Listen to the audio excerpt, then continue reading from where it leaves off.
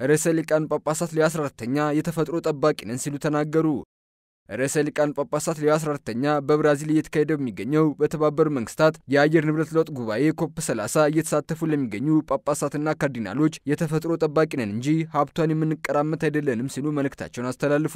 ቅዱስነታቸው ባስተላልፉ መልእክት እናንተ ከስቃይ ይልቅ ተስፋና ተግባር መርጣችኋል በማለት እስካሁን የተደረጉ እውቅና የሚሰጣቸው ተግባሮች ቢኖሩም በቂ አለመሆናቸውን አመላክተዋል።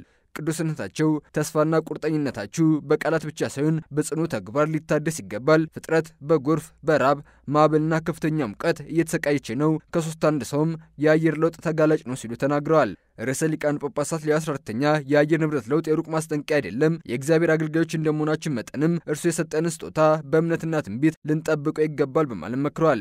ቅዱስነታቸው የፓሪስ ስምምነትን በማስታወስ ስምምነቱ በመጠኑ ለውጥ ቢያመጣም የፖለቲካው ፍላጎት መቀዝቀዝ ስምምነቱ በሙሉ እንዳይፈጸም እንዳገደው አመላክተዋል።